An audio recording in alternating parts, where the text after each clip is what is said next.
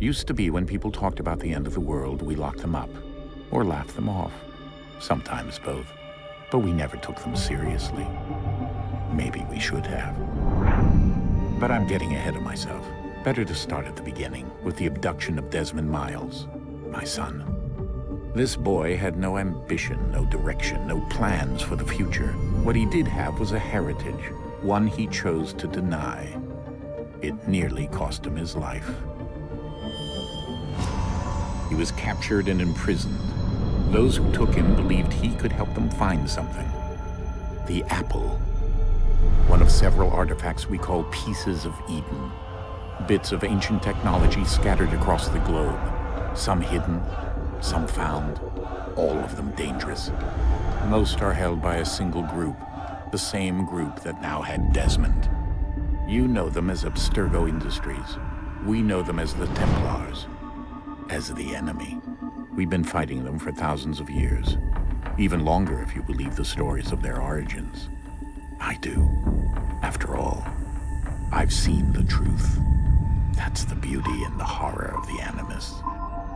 A device that allows us to enter and experience the lives of our ancestors.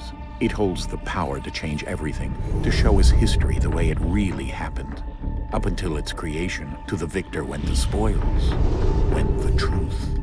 We're trying to fix that, to free minds and bodies both. But there's only so much that we can do, and the Templars have the upper hand these days. But something larger than the Assassins and Templars is approaching, bigger than all of us. And if we can't find a way to stop it, these next few weeks will probably be our last. Everyone's last. In the end, it all comes down to him. To Desmond. Through the Animus, he discovered his heritage, explored the lives of his ancestors, and uncovered their secrets. When that was done, he trained. He used another ancestor to provide decades of experience in the span of a few days. It worked. We think. We hope. Soon, though, soon we'll know. That ominous date fast approaches, December 21st, 2012. None of us knows what it'll bring, only that this is where they want us to be, when it does. They've been guiding us in their own fractured, frustrating way. These voices from the first civilization, the ones who came before, a precursor race of immense power and uncertain motives. They're the ones who made the pieces of Eden. This is where they've led him, and through him, us. He stands at the entrance to this long-lost place, armed with the knowledge of Altair and the abilities of Ezio.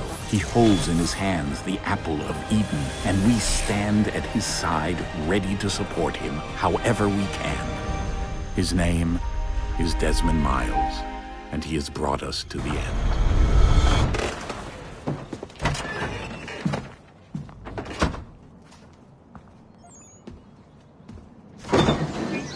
We're here.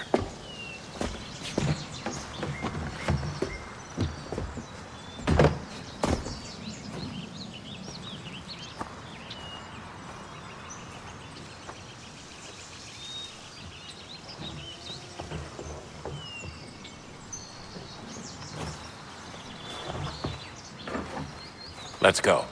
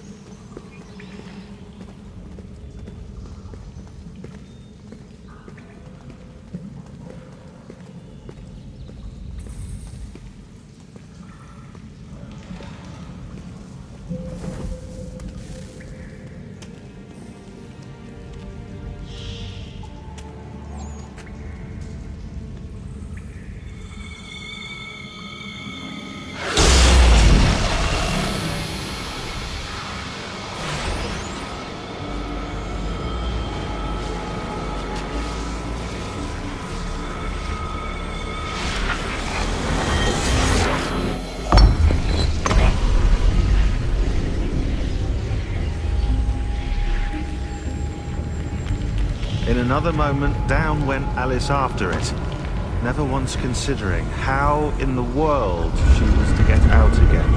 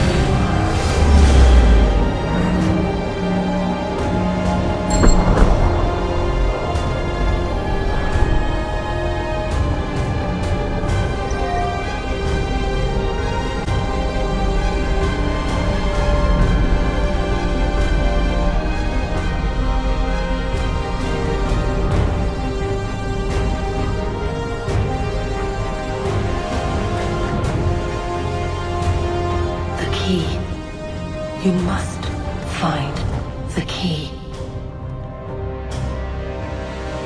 Son? Sir.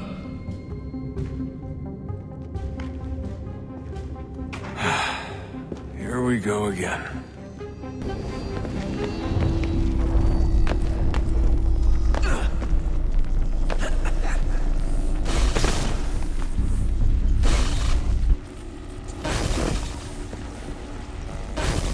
Synchronization levels look good now. We should be able to build the world. Time to find out what the temple wants from you. Invitation, please. Shall I take your coat, sir?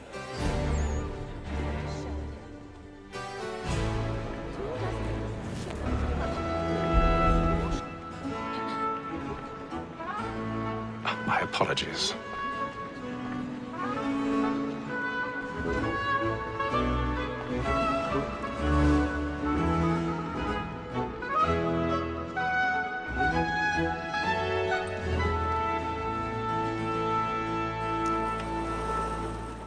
Evening, Hatham. Reginald? I can't tell you how happy I was to hear they'd mounted this revival. Gay's best work by far. Have you seen it before? Once. My father brought me here as a child. Though I remember little of it. I don't suppose tonight will afford me the luxury of a proper viewing either. No, I'm afraid it won't. On to business then. Do you see him? And the statesman, because he's so great, thinks his trade as honest as mine.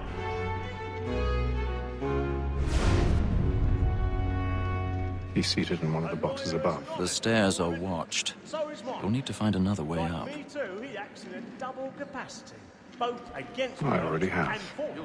It is but fitting that we should protect and encourage cheats, since we live by them. Sir, Black Mall had sent word of trial comes on in the afternoon, and she hopes you will order matters so as to bring her off. As the 1,000 West is very pardons. active and industrious, My apologies. they satisfy that I'll soften the evidence. Tom Gag, sir, is found guilty. No lazy dog. When I took him the time before, I told him what would come to if he did not mend his hand. This is death without reprieve. I may venture to book him. For Tom Gag, £40. Let Betty Pleasure Sligo to be the say messenger of Tom comfort Benno to friends in affliction. But 'tis now high time to look about me for a decent execution against next session. I ain't a lazy rogue, by who...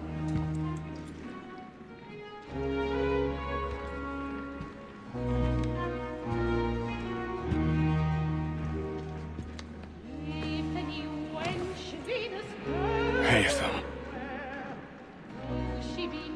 You should have come to me.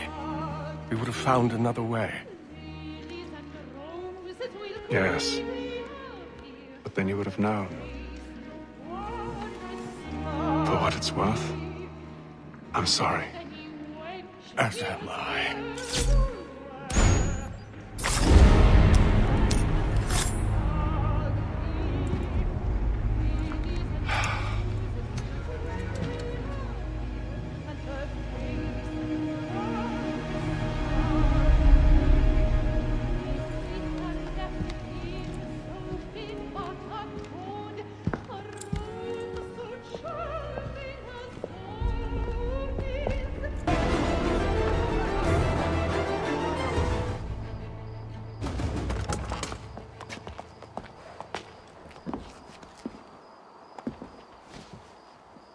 And how was the opera? Rather dull, truth be told.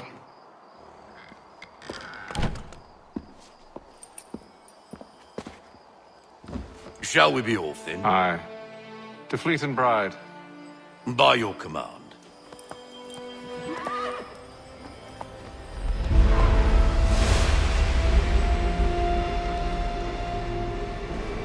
Fascinating. Gentlemen, I hold in my hand a key. And if this book is to be believed, it will open the doors of a storehouse built by those who came before. Ah, yes. Those who ruled, reigned, and vanished from the world. Do we know what it is that to be held within? It could contain certain knowledge, perhaps a weapon, or something as yet unknown, unfathomable in its construction and purpose. It could be any of these things, or none of them. They are still an enigma, these precursors. But of one thing I am certain. Whatever waits behind those doors shall prove a great boon to us all. Or our enemies, should they find it first. They won't. You've seen to that. I assume you know where this storehouse is? Ah, Mr. Harrison. Gentlemen, How fare your calculations? I believe the site lies somewhere within this region. That's a lot of ground to cover. My apologies. Were that I could be more accurate. That's all right. It suffices for a start. And that is why we've called you here, Master Kenway. We'd like for you to travel to America, locate the storehouse, and take possession of its contents. I'm yours to command, although a job of this magnitude will require more than just myself. Of course. Upon this paper are the names of 5 men sympathetic to our cause. Each is also uniquely suited to aid you in your endeavor. With them at your side, you will want for nothing. Well, then I'd best be on my way. I knew our faith in you was not misplaced. We've booked you passage to Boston. Your ship leaves at dawn. Ill-tempered and cruel, and it's clear your crew has no respect for you. Look, I don't want to argue. In fact, I need a favor. Oh, this is rich. I suspect some of the men intend to mutiny. Really? What a surprise. As I cannot trust any of them, I am compelled to turn to you. And why should I help you? Because if they do intend to betray, I'm the only hope you have of reaching America alive. Well, what will it be? If what you say is true, what other choice do I have? Thank you. But let me be clear. Should you ever dare to insult or threaten me again, I'll not hesitate but to cut off your head myself. Are we understood? Excellent.